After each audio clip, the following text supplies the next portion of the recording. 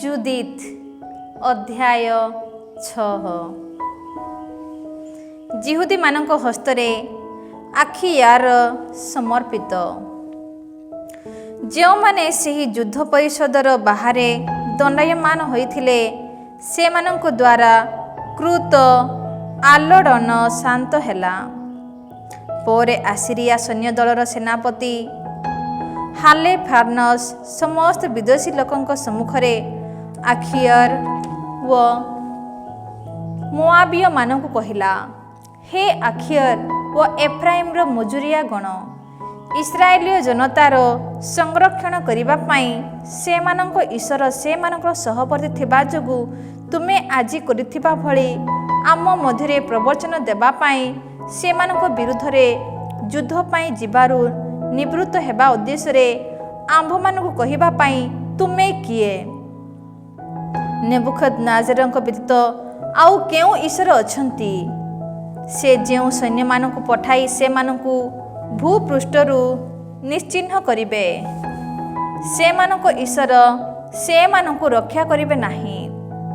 राजांकर परिचारक आम्भे माने जणे मात्र व्यक्ति सदृश सम्मिलित होई सेमानकु विनाश करिबु।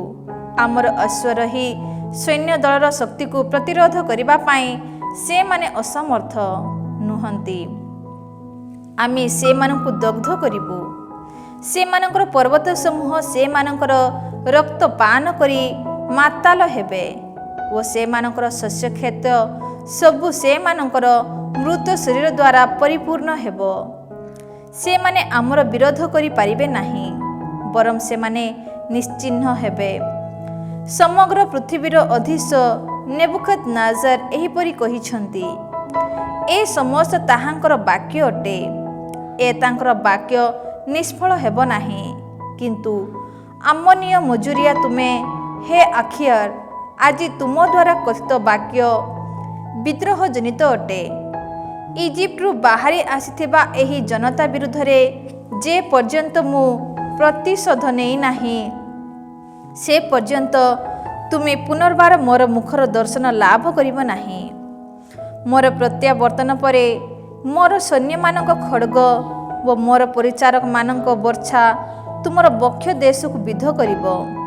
तुमे से मानकर आहत व्यक्ति मानक सह निपतित हेब। वर्तमान मोर दासगण तुमको पार्वत्य अंचल को नहीं जाई पहाड़ अभिमुखी पथ समीपवर्ती गोटिए नगरी रे रखिबे। से मानक सहित विनष्ट न हेबा पर्यंत तुमे मृत्यु मुखरे पड़िब नाही। तुमर जदि मनस्कामना रही थाए जे से माने अधिकृत हेबे नाही, तेबे तुमे काहेकि मुख माड़ी बसी थाओ। मु जेउ समस्त वाक्य कही अछि तन मध्यरु गोटिए सुधा विफल हेब नाही। एहा परे बेथुलियावासी इस्राएलीय जनता हस्तरे आखियर को समर्पण करिबा पाई निज तंबुरे सेवा करुथिबा दास मानंकु हालेर फार्नेस आदेश देला। तहु से माने ताकु छाउनीरु समतल भूमि को नहीं गले वो सेठारे पार्वतीय अंचल उपरकु आरोहण करी बेथुलियार निम्न भागरे अवस्थित निर्झर गुड़िकु समीप को आसिले। सेमानकु देखि निज हस्तरे अस्त्र शस्त्र धारण करी नगरीवासी जनता पाई धाई आसिले वो नगरीरु पहाड़ को शीर्ष को आसिले। छाटेणी निक्षेपकारी माने पत्थर निक्षेप करी से मानंकु ऊर्ध्वहरणरु निवृत्त कले। किंतु से माने पहाड़र ढालू देशर आश्रय स्थान को आसी आखिएर को सेठारे बांधी रखिले ओ ताकु एहिपरि भाबे पहाड़ निम्न देश रे परित्याग करी से मानक मुनिबंक पाखको फेरी गले। निज नगरीरु ओह्लाई आसी इस्राएलीय जनता ताकु देखिबाकु पाइले। से माने ताकु बंधन मुक्त करी बेथुलिया को नहीं आसी नगरीर न्यायाधीश मानक सम्मुखरे दंडायमान कराइले। सेही दिन मानकरे सिमेयन गोष्ठीज मिखार पुत्र उसिया गेथनिएल पुत्र काब्रिस व मेलखिएल पुत्र कार्मिस न्यायाधीश थिले। से माने नगरीवासी वरिष्ठ मानकु एकत्रित कले ସେମାନଙ୍କର ଯୁବକ ତଥା ଯୁବତୀମାନେ ସଭା ସ୍ଥାନକୁ ଧାଇଁ ଆସିଲେ। ଆଖିୟରକୁ ଜନତା ମଧ୍ୟରେ ଦଣ୍ଡାୟମାନ କରାଇ ସଂଘଟିତ ବିଷୟରେ ସମ୍ବନ୍ଧରେ ଉସିସିଆ ତାଙ୍କୁ ପ୍ରଶ୍ନ କଲେ। ହାଲଫେର୍ନସର ଯୁଦ୍ଧ ପରିଷଦରେ ଯାହା ଘଟିଥିଲା, ଆସିରିଆ ନେତାମାନଙ୍କ ସମ୍ମୁଖରେ ସ୍ୱୟଂ ସେ ଯାହା କହିଥିଲେ, ଇସ୍ରାଏଲୀୟ ଭବନ ବିରୁଦ୍ଧରେ ଆତ୍ମଗରିମାପୂର୍ବକ ହାଲଫେର୍ନସ୍ ଯାହା କହିଥିଲା, ଏ ସମସ୍ତ ବିଷୟ ସେ ସେମାନଙ୍କୁ ଅବଗତ କଲା। ସେ ସମୟରେ ଜନତା ସାଷ୍ଟାଙ୍ଗ ପ୍ରଣିପାତ କରି ଈଶ୍ୱରଙ୍କୁ ଆରାଧନା କଲେ ଓ ତାଙ୍କ ସମ୍ମୁଖରେ ମିନତି ପ୍ରାର୍ଥନା କରି କହିଲେ, ପ୍ରଭୁ ହେ ସ୍ୱର୍ଗସ୍ଥ ଈଶ୍ୱର, ସେମାନଙ୍କର ଔଦ୍ଧତ୍ୟ ପ୍ରତି ଦୃଷ୍ଟିପାତ କର। ଆମ ଲୋକମାନଙ୍କ ଅପମାନ ପ୍ରତି କରୁଣା ପ୍ରଦର୍ଶନ କର। ଯେଉଁମାନେ ତୁମ ନାମରେ ଉତ୍ସର୍ଗିତ, ସେମାନଙ୍କ ପ୍ରତି ଦୃଷ୍ଟି ଦିଅ। ଏହାପରେ ସେମାନେ ଆଖିୟରକୁ ଆଶ୍ୱସ୍ତ କଲେ ଓ ତାର ପ୍ରଶଂସା ଗାନ କଲେ। ଉସିସିଆ ସଭା ମଧ୍ୟରୁ ଡାକି ତାଙ୍କୁ ନିଜ ଗୃହକୁ ନେଇଗଲା ଏବଂ ବୈଜ୍ୟେଷ୍ଠମାନଙ୍କ ଉଦ୍ଦେଶ୍ୟରେ ଗୋଟିଏ ଭୋଜି ପର୍ବ ଆୟୋଜନ କଲା। ସେମାନଙ୍କର ସହାୟ ହେବା ପାଇଁ ସେମାନେ ସେହି ରାତି ସାରା ଈଶ୍ୱରଙ୍କ ସନ୍ନିଧାନରେ ନିବେଦନ କଲେ। ଜୁଦିତ ଅଧ୍ୟାୟ 7। ବେଥୁଲିଆ ଅପରୋଧ। ପରବର୍ତ୍ତୀ ଦିନ ଛାଉଣି ଉଠାଇ ବେଥୁଲିଆ ଆକ୍ରମଣ କରିବା, ପାର୍ବତ୍ୟ ଅଞ୍ଚଳ ଅଭିମୁଖ ପଥ ସମୂହ ଅଧିକାର କରିବା ଓ ଇସ୍ରାଏଲୀୟ ଜନତା ବିରୁଦ୍ଧରେ ଯୁଦ୍ଧ ଆରମ୍ଭ କରିବା ପାଇଁ ହାଲଫର୍ନେସ୍ ନିଜର ସୈନ୍ୟ ତଥା ନିଜ ସହ ମିଳିତ ହୋଇ ସନ୍ଧି ସ୍ଥାପନ କରିଥିବା ମିତ୍ର ଜାତିମାନଙ୍କୁ ଆଦେଶ ଦେଲା। ତେଣୁ ସେମାନଙ୍କର ଯୋଦ୍ଧାମାନେ ସେହିଦିନ ଛାଉଣି ଉଠାଇ ଗମନ କଲେ। ଯୁଦ୍ଧ ପ୍ରବୀଣ 1,70,000 ପଦାଧିକ ସୈନ୍ୟ ଓ ତାର 12,000 ଅଶ୍ୱରୋହୀ ସୈନ୍ୟ ବ୍ୟତୀତ ବସ୍ତୁ ପଦାର୍ଥ ବହନ କରୁଥିବା ସଂଖ୍ୟାଧିକ ସେନାନୀ ସେହି ସୈନ୍ୟ ଦଳରେ ଅନ୍ତର୍ଭୁକ୍ତ ହୋଇଥିଲେ। ସେମାନେ ବେଥୁଲିଆ ସନ୍ନିକଟ ଉପତ୍ୟକା ମଧ୍ୟବର୍ତ୍ତୀ ଜଳସ୍ରୋତ ସମୀପରେ ଛାଉଣି ପକାଇଲେ। ସେହି ସୈନ୍ୟ ଛାଉଣିର ପ୍ରସ୍ଥ ଦୋଥାନରୁ ବାଲବାଇମ୍ ପର୍ଯ୍ୟନ୍ତ ଓ ଦୈର୍ଘ୍ୟ ବେଥୁଲିଆରୁ ଏସୋଦାଏଲନ୍ ସମ୍ମୁଖସ୍ଥ କ୍ୟାମନ୍ ପର୍ଯ୍ୟନ୍ତ ବିସ୍ତୃତ ଥିଲା। ଇସ୍ରାଏଲୀୟ ଜନତା ସେହି ବିପୁଳ ସମାବେଶକୁ ଦେଖି ଅତ୍ୟନ୍ତ ଭୟଭୀତ ହେଲେ ଓ ପରସ୍ପରକୁ କହିଲେ, ଏ ସମସ୍ତ ଲୋକେ ସମଗ୍ର ଭୂସ୍ଥଳୀକୁ ସମ୍ବୁଳେ ଶୋଷି ନେବେ ଏବଂ ଉଚ୍ଚ ପର୍ବତ ଉପତ୍ୟକା କିମ୍ବା ପାହାଡ଼ଗୁଡ଼ିକ ଏମାନଙ୍କର ଭାରକୁ ବହନ କରିପାରିବ ନାହିଁ। ତତ୍ପରେ ପ୍ରତ୍ୟେକ ବ୍ୟକ୍ତି ନିଜ ନିଜର ଅସ୍ତ୍ରଶସ୍ତ୍ର ଧାରଣ କଲେ ଓ ଦୁର୍ଗଗୁଡ଼ିକରେ ଅଗ୍ନି ଜଳାଇ ରାତି ତମାମ ଜଗି ରହିଲେ। ଦ୍ୱିତୀୟ ଦିବସରେ ହାଲଫର୍ନେସ୍ ବେଥୁଲିଆବାସୀ ଇସ୍ରାଏଲୀୟମାନଙ୍କ ଦୃଷ୍ଟିଗୋଚରରେ ନିଜର ଅଶ୍ୱରୋହୀ ସୈନ୍ୟର ନେତୃତ୍ୱରେ ଗମନ କରି ନଗର ଅଭିମୁଖୀ ପଥର ସନ୍ଧାନ କଲେ। ନଗରୀବାସୀମାନଙ୍କୁ ଜଳ ଯୋଗାଉଥିବା ନିର୍ଝରଗୁଡ଼ିକୁ ପରିଦର୍ଶନ କରି ସେ ସମସ୍ତ ଅଧିକାର କଲା। ସେ ସ୍ଥାନଗୁଡ଼ିକୁ ପହରା ଦେବା ପାଇଁ ଯୋଦ୍ଧାମାନଙ୍କୁ ନିୟୋଜିତ କଲା ପରେ ସେ ନିଜର ସୈନ୍ୟ ଦଳ ନିକଟକୁ ଫେରିଗଲା।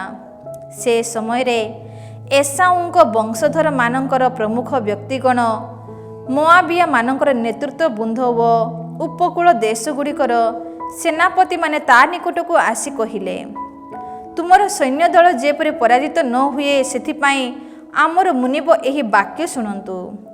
ଏହି ଇସ୍ରାଏଲୀୟ ଜନତା ନିଜର ବର୍ଚ୍ଛାଗୁଡ଼ିକ ଉପରେ ଆସ୍ଥା ସ୍ଥାପନ କରୁନାହାନ୍ତି, ବରଂ ଯେଉଁଠାରେ ସେମାନେ ବାସ କରନ୍ତି ସେହି ପର୍ବତଗୁଡ଼ିକର ଶୀର୍ଷସ୍ଥାନମାନଙ୍କର ଉପରେ ସେମାନେ ନିର୍ଭର କରନ୍ତି। ସେହି ପର୍ବତ ସମୂହର ଶୀର୍ଷସ୍ଥାନକୁ ଆସି ପହଞ୍ଚିବା ସହଜ ସାଧ୍ୟ ନୁହେଁ। ସୁତରାଂ ହେ ପ୍ରଭୁ, ଯୁଦ୍ଧ ପଂକ୍ତିର ବ୍ୟବସ୍ଥା ଆୟୋଜନ କରି ସେମାନଙ୍କର ସମ୍ମୁଖୀନ ହୁଅ ନାହିଁ। ତାହା ହେଲେ ତୁମ ସୈନ୍ୟମାନଙ୍କ ମଧ୍ୟରୁ କେହି ବିନଷ୍ଟ ହେବେ ନାହିଁ।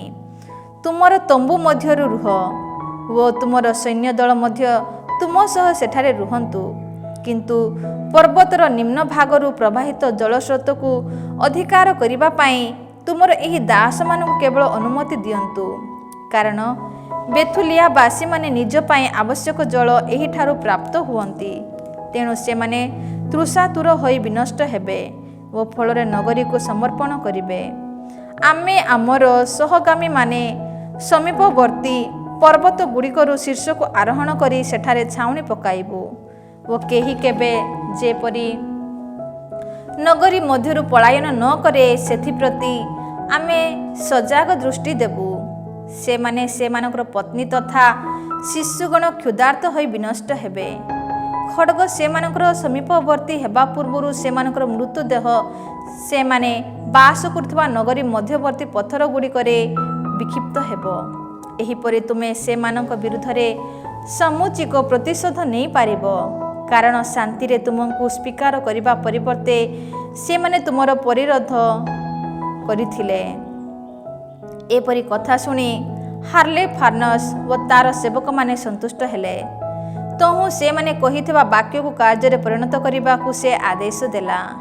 ସୁତରାଂ 5,000 ଆସିରିଆମାନଙ୍କ ସମେତ ଆମୋନୀୟ ସୈନ୍ୟ ଦଳ ଅଗ୍ରସର ହୋଇ ଉପତ୍ୟକାରେ ଛାଉଣି ପକାଇଲେ ଓ ଇସ୍ରାଏଲୀୟମାନଙ୍କ ଜଳସ୍ରୋତ ତଥା ନିର୍ଝର ଗୁଡ଼ିକୁ ଅଧିକାର କଲେ। ଏହାପରେ ଏସାଉ ଓ ଆମନୋନଙ୍କ ବଂଶଧରମାନେ ଉର୍ଦ୍ଧାହରଣ କରି ଦଥାନର ବିପରୀତ ଦିଗରେ ଅବସ୍ଥିତ ପାର୍ବତ୍ୟ ଅଞ୍ଚଳରେ ଛାଉଣି ପକାଇଲେ। ସେମାନେ ସେମାନଙ୍କ ମଧ୍ୟରୁ କେତେକ ବ୍ୟକ୍ତିଙ୍କୁ ଦକ୍ଷିଣ ତଥା ପୂର୍ବ ଦିଗ ଆଡ଼କୁ ମଖମୁର ଜଳସ୍ରୋତ ସମୀପସ୍ଥ କୁଶି ପାର୍ଶ୍ୱରେ ଅବସ୍ଥିତ ଆକ୍ରାବ ଅଭିମୁଖରେ ପଠାଇଲେ। ଅବଶିଷ୍ଟ ଆସେରିଆ ସୈନ୍ୟ ଦଳ ସମତଳ ଅଞ୍ଚଳରେ ଛାଉଣି ପକାଇ ସେ ସମସ୍ତ ସ୍ଥାନ ପରିପୂର୍ଣ୍ଣ କଲେ। ସେମାନଙ୍କର ତମ୍ବୁ ତଥା ଖାଦ୍ୟ ପଦାର୍ଥବାହୀ ଯାନଗୁଡ଼ିକ ସଂଖ୍ୟାଧିକ ଥିଲା। ସେମାନେ ଏପରି ଏକ ବିଶାଳ ଜନତାରେ ପରିଣତ ହେଲେ। ନିଜ ଶତ୍ରୁମାନଙ୍କ ଦ୍ୱାରା ପରିବେଷ୍ଟିତ ହୋଇଥିବା ଇସ୍ରାଏଲୀୟ ଜନତା ନିଜର ଆତ୍ମରକ୍ଷା ପାଇଁ ଅନ୍ୟ କୌଣସି ଉପାୟ ଦେଖିଲେ ନାହିଁ। ଫଳରେ ସେମାନେ ସାହସରୁ ବଞ୍ଚିତ ହୋଇ ପ୍ରଭୁ ସେମାନଙ୍କ ଈଶ୍ୱରଙ୍କ ନିକଟରେ କ୍ରନ୍ଦନପୂର୍ବକ ନିବେଦନ କଲେ। ପଦାତିକ ସେନା, ରଥ, ଅଶ୍ୱରୋହୀ ସେନା ପ୍ରଭୃତିମାନଙ୍କ ଦ୍ୱାରା ଅନ୍ତର୍ଗତ ଆସିରିଆ ସୈନ୍ୟଦଳ ବେଥୁଲିଆବାସୀଙ୍କୁ 34 ଦିନ ବ୍ୟାପୀ ଏପରି ବେଷ୍ଟନ କଲା ଯେ ପରିଶେଷରେ ସେମାନଙ୍କ ମଧ୍ୟରୁ ପ୍ରତ୍ୟେକ ବ୍ୟକ୍ତିର ଜଳପାତ୍ର ସବୁ ଶୂନ୍ୟ ହୋଇଗଲା। ସେମାନଙ୍କର ଜଳ ଗର୍ତ୍ତଗୁଡ଼ିକ ଶୁଷ୍କ ହେଲା। କେବଳ 1 ଦିନ ଧରି ପରିତୃପ୍ତ ହେବା ପାଇଁ ପାନ କରିବା ପାଇଁ ଆବଶ୍ୟକ ଜଳ ସେମାନଙ୍କ ପାଇଁ ରହିଲା ନାହିଁ। ପାନ କରିବା ପାଇଁ ନିର୍ଦ୍ଦିଷ୍ଟ ମାପରେ ସେମାନଙ୍କୁ ଜଳ ପ୍ରଦତ୍ତ ହେଉଥିଲା। ସେମାନଙ୍କର ଶିଶୁଗଣ ଭଗ୍ନାସାହିତ ହେଲେ। ସେମାନଙ୍କର ନାରୀ ତଥା ଯୁବା ବ୍ୟକ୍ତିମାନେ ତୃଷାତୁର ହୋଇ ନଗରୀ ପଥ ସମୂହ ତଥା ଦ୍ୱାର ଗୁଡ଼ିକରେ ମୂର୍ଚ୍ଛିତ ହୋଇ ପଡ଼ିଲେ। ସେମାନଙ୍କର ଲେଶ ମାତ୍ର ଶକ୍ତି ଅବଶିଷ୍ଟ ହୋଇ ରହିଲା ନାହିଁ। ସେ ସମୟରେ ଯୁବା ବ୍ୟକ୍ତି, ନାରୀ, ଶିଶୁଗଣ ପ୍ରଭୃତି ସମସ୍ତ ଜନତା ଉସୁସିଆ ନଗର ଅଧିପତି ଓ ବୈଜ୍ୟେଷ୍ଠମାନଙ୍କ ସମ୍ମୁଖରେ ସମବେତ ହୋଇ ସେମାନଙ୍କୁ ଉଚ୍ଚ ସ୍ୱରରେ କହିଲେ, ତୁମ ତଥା ଆମ୍ଭମାନଙ୍କ ମଧ୍ୟରେ ସ୍ୱୟଂ ଈଶ୍ୱର ବିଚାରପତି ହୁଅନ୍ତୁ। ଆସିରିଆମାନଙ୍କ ସହ ଶାନ୍ତି ସନ୍ଧି ସାଲିସ ନ କରି ତୁମ୍ଭେମାନେ ଆମ ପ୍ରତି ମହା ଅପକାର କରିଅଛ। ବର୍ତ୍ତମାନ ଆମର ସହାୟ ହେବା ପାଇଁ କେହି ନାହିଁ। ତୃଷାତୁର ତଥା ସମ୍ପୂର୍ଣ୍ଣ ବିନଷ୍ଟ ହୋଇ ସେମାନଙ୍କ ସମ୍ମୁଖରେ ଭୂତଳେ ବିକ୍ଷିପ୍ତ ହେବା ଉଦ୍ଦେଶ୍ୟରେ ଈଶ୍ୱର ଆମ୍ଭମାନଙ୍କୁ ସେମାନଙ୍କ ହସ୍ତରେ ବିକ୍ରୟ କରିଅଛନ୍ତି। ବର୍ତ୍ତମାନ ହାଲୋଫାର୍ନେସ୍ ଓ ତାର ଅଧୀନସ୍ଥ ସୈନ୍ୟ ଦଳକୁ ଡକାଇ ଆଣି ନଗରୀକୁ ସେମାନଙ୍କ ହସ୍ତରେ ସମର୍ପଣ କର। ସେମାନେ ତାହାକୁ ଲୁଣ୍ଠନ କରନ୍ତୁ। ସେମାନଙ୍କ ଦ୍ୱାରା ଅଧିକୃତ ହେବା ଆମ ପକ୍ଷରେ ବୟମ ଶେଷ କର। ଆମ୍ଭେମାନେ ଦାସରେ ପରିଣତ ହେବୁ, ତଥାପି ଆମ ଜୀବନ ସୁରକ୍ଷିତ ହୋଇ ରହିବ। ତାହା ହେଲେ ଆମେ ଦୃଷ୍ଟିରେ ଆମ ଶିଶୁଗଣ ମୃତ୍ୟୁ ମୁଖରେ ପଡ଼ିବା କିମ୍ବା ଆମ ପତ୍ନୀ ତଥା ସନ୍ତାନଗଣ ଅନ୍ତିମ ନିଶ୍ୱାସ ତ୍ୟାଗ କରିବାର ଦୃଶ୍ୟକୁ ଦେଖିବାର ଅବସର ଆମେ ପାଇବୁ ନାହିଁ। ଆମ୍ଭମାନଙ୍କର ଓ ଆମ ପିତୃପୁରୁଷମାନଙ୍କର ପାପ ପ୍ରତି ଶାସ୍ତି ବିଧାନ କରୁଥିବା ପ୍ରଭୁ ଆମ ପିତୃପୁରୁଷମାନଙ୍କ ଈଶ୍ୱରଙ୍କୁ ଏବଂ ସ୍ୱର୍ଗ ତଥା ମର୍ତ୍ତ୍ୟକୁ ତୁମ୍ଭମାନଙ୍କ ବିରୁଦ୍ଧରେ ସାକ୍ଷ୍ୟ ପ୍ରମାଣ ଦାନ କରିବା ପାଇଁ ଆମ୍ଭେମାନେ ଆହ୍ୱାନ କରୁଛୁ। ଆମ ଦ୍ୱାରା ବର୍ଣ୍ଣିତ କୌଣସି ବିଷୟକୁ ସେ ଆଜି କାର୍ଯ୍ୟରେ ପରିଣତ ନ କରନ୍ତୁ। ସେ ସମୟରେ ସଭା ମଧ୍ୟରୁ ଉଚ୍ଚ ବିଳାପ ସ୍ୱର ଧ୍ୱନିତ ହେଲା। ସେମାନେ ପ୍ରଭୁ ଈଶ୍ୱରଙ୍କ ସନ୍ନିଧାନରେ ଉଚ୍ଚ ସ୍ୱରରେ କ୍ରନ୍ଦନ କଲେ। କିନ୍ତୁ ଉସିସିଆ ସେମାନଙ୍କୁ କହିଲା, ହେ ମୋର ଭ୍ରାତାଗଣ, ସାହସୀ ହୁଅ, ଆମେ ଆହୁରି 5 ଦିନ ଧରି ଅପେକ୍ଷା କରି ରହିବା। ଏହି ଦିନଗୁଡ଼ିକ ମଧ୍ୟରେ ପ୍ରଭୁ ଆମ ଈଶ୍ୱର ଆମ ପ୍ରତି ତାହାଙ୍କ କରୁଣା ପ୍ରଦର୍ଶନ କରିବେ, କାରଣ ସେ ଆମମାନଙ୍କୁ ସମ୍ପୂର୍ଣ୍ଣ ଭାବେ ପରିତ୍ୟାଗ କରିବେ ନାହିଁ। କିନ୍ତୁ କୌଣସି ସହାୟ ପ୍ରାପ୍ତ ନ ହୋଇ ସେ ନିର୍ଦ୍ଦିଷ୍ଟ ସମୟ ଅତିକ୍ରାନ୍ତ ହେଲେ ତୁମ କଥା ଅନୁଯାୟୀ ମୁଁ କରିବି। ତତ୍ପରେ ସେ ସେମାନଙ୍କୁ ନିଜ ନିଜର ସ୍ଥାନଗୁଡ଼ିକୁ ପଠାଇ ଦେଲେ। ସେମାନେ ଯାଇ ନଗରୀର ପ୍ରାଚୀର ତଥା ଗମ୍ବୁଜ ଗୁଡ଼ିକରେ ଦଣ୍ଡାୟମାନ ହେଲେ। କିନ୍ତୁ ନାରୀ ତଥା ଶିଶୁମାନଙ୍କୁ ସେ ସେମାନଙ୍କର ଗୃହକୁ ପଠାଇ ଦେଲେ। ସେମାନେ ନଗରୀରେ ଅତ୍ୟଧିକ କ୍ଲେଶ ଅନୁଭବ କଲେ। ଜୁଦିତ ଅଧ୍ୟାୟ 8। ଜୁଦିତ ଓ ବୈଜ୍ୟେଷ୍ଠଗଣ। ସେ ସମୟରେ ଜୁଦିତ ଏ ସମସ୍ତ କଥା ଶୁଣିବାକୁ ପାଇଲେ। ଜୁଦିତ ମେରାରୀର କନ୍ୟା ଥିଲେ। ମେରାରୀ ଅକସର ପୁତ୍ର ଓ ଅକସ ଯୋସେଫର ପୁତ୍ର। ଯୋସେଫ ଓ ୱସିଏଲର ପୁତ୍ର। ୱସିଏଲ ଏଲକିଆର ପୁତ୍ର। ଏଲକିଆ ଆନାନିଆସର ପୁତ୍ର। ଆନାନିଏସ ଗିଦେୟାନର ପୁତ୍ର। ଗିଦେୟାନ ରାଫାଇମର ପୁତ୍ର। ରାଫାଇମ আহিତୁରର ପୁତ୍ର। আহিତୁବ ଏଲିୟାର ପୁତ୍ର। ଏଲିଜା ହିଲିକିଆର ପୁତ୍ର। ହିଲିକିଆ ଏଲିୟାବର ପୁତ୍ର। ଏଲିୟାବ ନାଥାନେଲର ପୁତ୍ର। ନାଥାନେଲ ସାଲାମିଏଲର ପୁତ୍ର। ସାଲାମିଏଲ ସାରାସାଦାଇର ପୁତ୍ର ଓ ସାରାସାଦାଇ ଇସ୍ରାଏଲର ପୁତ୍ର ଥିଲେ। ସ୍ୱଗୋତ୍ରଜ ତଥା ସ୍ୱପରିବାର ବର୍ଗଜ ମାନାସେ ଜୁଦିଥଙ୍କ ପତି ଥିଲା। ଯବ ଅମଳ କାଳରେ ସେ ମୃତ୍ୟୁବରଣ କଲା। ଯେଉଁମାନେ କ୍ଷେତରେ ବିଡ଼ା ବାନ୍ଧୁଥିଲେ ସେମାନଙ୍କର ତତ୍ତ୍ୱାବଧାନ ନେଇ ଠିଆ ହୋଇଥିବା ସମୟରେ ପ୍ରଚଣ୍ଡ ସୂର୍ଯ୍ୟ ଉତ୍ତାପର ଆକସ୍ମିକ ଆଘାତ ପାଇ ସେ ଶଯ୍ୟାଶାୟୀ ହେଲା ଓ ନିଜ ନଗରୀ ବେଥୁଲିଆରେ ମୃତ୍ୟୁବରଣ କଲା। ସେମାନେ ତାଙ୍କୁ ଦାଥାନ ଓ ବାଲମନ ମଧ୍ୟବର୍ତ୍ତୀ କ୍ଷେତରେ ତାଙ୍କର ପିତୃପୁରୁଷମାନଙ୍କ ସଙ୍ଗରେ ସମାଧିସ୍ଥ କଲେ। ତତ୍ପରେ ଜୁଦିତ ବିଧବା ଅବସ୍ଥାରେ ନିଜ ଗୃହରେ 3 ବର୍ଷ ତଥା 4 ମାସ ଧରି ଜୀବନଯାପନ କଲା। ଗୃହ ଛାତ ଉପରେ ଗୋଟିଏ ତମ୍ବୁ ନିର୍ମାଣ କରି ସେ ସେଠାରେ ଅବସ୍ଥାନ କଲେ ଓ ନିଜ କଟି ଦେଶରେ ଚଟ ବସ୍ତ୍ର ପରିଧାନ କରି ନିଜ ବିଧବା ଅବସ୍ଥାର ପରିଚ୍ଛଦ ପରିହିତ ହେଲେ। ନିଜ ବୈଧବ୍ୟ କାଳର ଦିନେ ତମାମ ସାବତର ପୂର୍ବ ଦିନ ଓ ସାବତ ଦିବସ, ଅମାବାସ୍ୟାର ପୂର୍ବ ଦିନ ଓ ଅମାବାସ୍ୟା ଦିନ, ଉତ୍ସବ ଦିନ ସମୂହ ଏବଂ ଇସ୍ରାଏଲମାନଙ୍କର ଦିନ ସମୂହ ବ୍ୟତୀତ ଅନ୍ୟ ସମସ୍ତ ଦିବସରେ ସେ ଉପବାସ କରିଥିଲେ। ସେ ଦେଖିବା ପାଇଁ ସୁନ୍ଦରୀ ଓ ଅତ୍ୟନ୍ତ କମନୀୟ ମୁଖ ବିଶିଷ୍ଟ ଜଣେ ନାରୀ ଥିଲେ। ନିଜ ପତି ମାନାସେଙ୍କ ହସ୍ତରୁ ସେ ସ୍ୱର୍ଣ୍ଣ, ରୌପ୍ୟ, ଦାସ ଦାସୀ, ପଶୁପଲ ତଥା କ୍ଷେତଗୁଡ଼ିକୁ ପ୍ରାପ୍ତ ହୋଇଥିଲେ ଏବଂ ସେ ସମସ୍ତ ସମ୍ପଦର ପ୍ରତିପାଳନ ସେ କରିଥିଲେ। ଆଗ୍ରହପୂର୍ଣ୍ଣ ଭକ୍ତିର ସହ ସେ ଈଶ୍ୱରଙ୍କ ପ୍ରତି ଭୟଭକ୍ତି ପ୍ରଦର୍ଶନ କଲେ ଓ କେହି କେବେ ତାଙ୍କ ସମ୍ପର୍କରେ ଅପବାଦ ଜନିତ କୌଣସି କଥା କହିନଥିଲେ।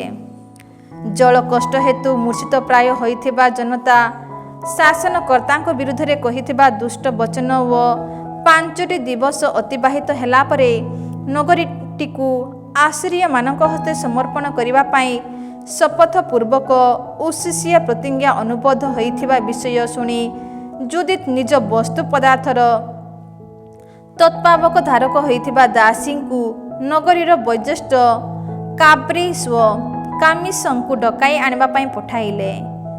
ସେମାନେ ଆସିବା ସମୟରେ ସେ ସେମାନଙ୍କୁ କହିଲେ, ବେଥୁଲିଆ ବାସୀମାନଙ୍କର ହେ ଶାସକମାନେ ଶୁଣ, ତୁମେମାନେ ଆଜି ଜନତାକୁ କହିଥିବା ବାକ୍ୟ ସଠିକ୍ ନୁହେଁ। ନିର୍ଦ୍ଦିଷ୍ଟ ଦିନଗୁଡ଼ିକ ମଧ୍ୟରେ ପ୍ରଭୁ ପରିବର୍ତ୍ତିତ ହୋଇ ଆମର ସାହାଯ୍ୟ ନ କଲେ ଆମ ଶତ୍ରୁମାନଙ୍କ ହସ୍ତରେ ନଗରୀଟିକୁ ସମର୍ପଣ କରିବା ପାଇଁ ତୁମେମାନେ ଈଶ୍ୱର ଓ ତୁମମାନଙ୍କ ମଧ୍ୟରେ ଶପଥପୂର୍ବକ ପ୍ରତିଜ୍ଞା ଅନୁବଦ୍ଧ ହୋଇଅଛ। ଆଜି ଈଶ୍ୱରଙ୍କୁ ପରୀକ୍ଷା କରିବା ଓ ମନୁଷ୍ୟମାନଙ୍କ ମଧ୍ୟରେ ଈଶ୍ୱରଙ୍କ ସ୍ଥାନରେ ତୁମମାନଙ୍କୁ ପ୍ରତିଷ୍ଠିତ କରିବା ପାଇଁ ତୁମ୍ଭେମାନେ କିଏ? ତୁମ୍ଭେମାନେ ସର୍ବଶକ୍ତିମାନ ପ୍ରଭୁଙ୍କୁ ହିଁ ପରୀକ୍ଷା କରିଅଛ। କିନ୍ତୁ ତୁମେମାନେ କେବେ କୌଣସି କାର୍ଯ୍ୟକୁ ହୃଦୟଙ୍ଗମ କରିବ ନାହିଁ। ମାନବ ହୃଦୟର ଗଭୀରତାକୁ ମାପ କରି ତୁମେମାନେ ଯଦି ତାହାକୁ ବୁଝି ନ ପାର, କିମ୍ବା ମନୁଷ୍ୟର ଚିନ୍ତାଧାରା ଯେ କ'ଣ ଏହା ତୁମେମାନେ ହୃଦୟଙ୍ଗମ କରିନପାର, ତେବେ ଏ ସମସ୍ତ ବସ୍ତୁର ସ୍ରଷ୍ଟା ଈଶ୍ୱରଙ୍କୁ ପରୀକ୍ଷା କରି ତାହାଙ୍କର ମନୋଭାବକୁ ଅନ୍ୱେଷଣ କରିବା ଓ ତାହାଙ୍କର ଚିନ୍ତାଧାରାକୁ ହୃଦୟଙ୍ଗମ କରିବା ପାଇଁ ତୁମ୍ଭେମାନେ ବା କିପରି ସକ୍ଷମ ହେବ? ହେ ମୋର ଭ୍ରାତାଗଣ, ତାହା ହୋଇପାରିବ ନାହିଁ। ପ୍ରଭୁ ଆମ ଈଶ୍ୱରଙ୍କୁ କୁପିତ କରାଅ ନାହିଁ। ଯଦିଓ ଏହି 5 ଦିନ ମଧ୍ୟରେ ସେ ଆମ୍ଭମାନଙ୍କର ସାହାଯ୍ୟ ହେବା ପାଇଁ ଅନିଚ୍ଛୁକ ହୁଅନ୍ତି, ତଥାପି ତାହାଙ୍କର ଅଭୀଷ୍ଟ ସମୟ ମଧ୍ୟରେ ଆମ୍ଭମାନଙ୍କୁ ରକ୍ଷା କରିବା ପାଇଁ କିମ୍ବା ଆମ ଶତ୍ରୁମାନଙ୍କ ସମ୍ମୁଖରେ ଆମକୁ ବିନାଶ କରିବା ପାଇଁ ତାହାଙ୍କର କ୍ଷମତା ଅଛି। ସୁତରାଂ ପ୍ରଭୁ ଆମ ଈଶ୍ୱରଙ୍କ ଉଦ୍ଦେଶ୍ୟକୁ ନିୟନ୍ତ୍ରଣ କରିବା ପାଇଁ ଉଦ୍ୟତ ହୁଅ ନାହିଁ, କାରଣ ଈଶ୍ୱର ମନୁଷ୍ୟ ନୁହନ୍ତି ଯେ ତାହାଙ୍କୁ ଧମକ ଦିଆଯାଇପାରେ, କିମ୍ବା ସେ ଜଣେ ମାନବୀୟ ବ୍ୟକ୍ତି ନୁହନ୍ତି ଯେ ନିବେଦନ ବଳରେ ତାହାଙ୍କ ଦୃଷ୍ଟି ଆକର୍ଷଣ କରାଯାଇପାରେ। ତେଣୁ ତାହାଙ୍କ ଦ୍ୱାରା ସଂରକ୍ଷିତ ହେବା ପାଇଁ ଅପେକ୍ଷା କରୁଥିବା ସମୟରେ ଆମର ସାହାଯ୍ୟ କରିବା ପାଇଁ ଆମେ ତାହାଙ୍କୁ ପ୍ରାର୍ଥନା କରିବା ଓ ସେ ଯଦି ଇଚ୍ଛୁକ ହୁଅନ୍ତି, ତେବେ ସେ ଆମର ନିବେଦନ ଶୁଣିବେ। ପ୍ରାଚୀନ କାଳଗୁଡ଼ିକରେ ହସ୍ତ ନିର୍ମିତ ଦେବମାନଙ୍କର ଉପାସନା କରିଥିବା କୌଣସି ଗୋଷ୍ଠୀ, କୁଳ, ଜନତା କିମ୍ବା ନଗରୀ ଏହି ଆମର ବଂଶ କିମ୍ବା ଆଧୁନିକ ସମୟରେ ବିଦ୍ୟମାନ ନାହିଁ। ସେହିପରି କରିଥିବା ଯୋଗୁଁ ଆମ ପିତୃପୁରୁଷମାନେ ଖଡ଼୍ଗ ଦ୍ୱାରା ନିହତ ହୋଇଥିଲେ, ଲୁଣ୍ଠିତ ହୋଇଥିଲେ, ଆମ ଶତ୍ରୁମାନଙ୍କ ସମ୍ମୁଖରେ ଭୟାବହ ଦୁର୍ଘଟଣା ଗୁଡ଼ିକ ସିଂହନ କରିଥିଲେ। କିନ୍ତୁ ଆମେମାନେ ତାହାଙ୍କ ବ୍ୟତୀତ ଅନ୍ୟ କୌଣସି ଦେବକୁ ଜାଣୁନାହୁଁ। ସୁତରାଂ ସେ ଆମ୍ଭମାନଙ୍କୁ କିମ୍ବା ଆମର ରାଜ୍ୟକୁ ଅବହେଳା କରିବେ ନାହିଁ ବୋଲି ଆମେ ଆଶା କରୁ। ଆମେ ଯଦି ଅଧିକୃତ ହେବୁ, ତେବେ ସମସ୍ତେ ଜୁଦେୟା ଦେଶ ଅଧିକୃତ ହେବ ଓ ଆମର ପବିତ୍ର ଆଳୟ ଲୁଣ୍ଠିତ ହେବ।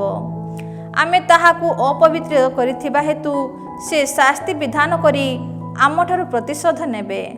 ବିଜାତୀୟମାନଙ୍କ ମଧ୍ୟରେ ଆମ୍ଭେମାନେ ଯେକୌଣସି ସ୍ଥାନରେ ଦାସ୍ୟକର୍ମ କରିବୁ, ସେଠାରେ ଆମ ଭ୍ରାତାମାନଙ୍କୁ ନିଧନ, ଆମ ରାଜ୍ୟଟିର ଦାସ୍ୟବସ୍ଥା ଓ ଆମ ଉତ୍ତରାଧିକାରର ନିର୍ଜନତାର ଦାୟିତ୍ୱ ଆମ ଉପରେ ନିପତିତ ହେବ। ଫଳରେ ଯେଉଁମାନେ ଆମକୁ ଅଧିକାର କରିଥିବେ, ସେମାନଙ୍କ ଦୃଷ୍ଟିରେ ଆମ୍ଭେମାନେ ନିନ୍ଦା ତଥା ଉପହାସର ପାତ୍ରରେ ପରିଣତ ହେବୁ, କାରଣ ଆମର ଦାସ୍ୟ ଅବସ୍ଥା ଆମ୍ଭମାନଙ୍କ ପ୍ରତି କୌଣସି ଉପକାର କରିବ ନାହିଁ, ବରଂ ପ୍ରଭୁ ଆମ ଈଶ୍ୱର ତାହାକୁ ଆମର ଅପକାରରେ ପରିଣତ କରିବେ। ସୁତରାଂ ହେ ଭ୍ରାତାଗଣ, ଆମ୍ଭେମାନେ ଆମ ଭ୍ରାତାମାନଙ୍କ ପାଇଁ ଏକ ଦୃଷ୍ଟାନ୍ତ ଦେବା। ସେମାନଙ୍କ ଜୀବନ ରକ୍ଷା ପାଇଁ ଆମ ଉପରେ ନିର୍ଭର କରେ। ସେହିପରି ପବିତ୍ରତମ ସ୍ଥାନ, ଦେବାଳୟ ତଥା ବଳିପୀଠର ସୁରକ୍ଷିତ ଅବସ୍ଥା ମଧ୍ୟ ଆମ ଉପରେ ଆଧାରିତ ହୋଇ ରହିଛି। ଏ ସମସ୍ତ କାର୍ଯ୍ୟ ଘଟିଥିବା ସତ୍ତ୍ୱେ ଆମ ପିତୃପୁରୁଷମାନଙ୍କୁ ପୂର୍ବରେ କରିଥିବା ଅନୁଯାୟୀ ବର୍ତ୍ତମାନ ଆମ୍ଭମାନଙ୍କୁ ପରୀକ୍ଷା କରୁଥିବା ପ୍ରଭୁ ଆମ ଈଶ୍ୱରଙ୍କ ପ୍ରତି ଆମେ କୃତଜ୍ଞତା ଜ୍ଞାପନ କରିବା। ସେ ଆବ୍ରାହାମଙ୍କ ପ୍ରତି କରିଥିବା ବିଷୟ, ଇସାକଙ୍କୁ ପରୀକ୍ଷା କରିଥିବା କାର୍ଯ୍ୟ, ଯାକୋବ ତାଙ୍କ ମାମୁଁ ଲାବାନଙ୍କ ମେଷପରର ପ୍ରତିପାଳନ କରିବା ସମୟରେ ସିରିଆର ମେସୋପଟାମିଆର ତାଙ୍କ ପାଇଁ ସଂଘଟିତ କାର୍ଯ୍ୟ ସ୍ମରଣ କର। ସେମାନଙ୍କର ହୃଦୟକୁ ପରୀକ୍ଷା କରିଥିବା ଭଳି ସେ ଆମ୍ଭମାନଙ୍କୁ ଅଗ୍ନି ଜରିଆରେ ପରୀକ୍ଷା କରି ନାହାନ୍ତି, କିମ୍ବା ଆମଠାରୁ ପ୍ରତିଶୋଧ ନେଇ ନାହାନ୍ତି। ଯେଉଁମାନେ ତାହାଙ୍କର ସନ୍ନିକଟ ହୁଅନ୍ତି, ସେମାନଙ୍କୁ ନିଜର ଶାସନର ଅଧୀନ କରିବା ନିମନ୍ତେ ପ୍ରଭୁ ଆଘାତ ଦିଅନ୍ତି।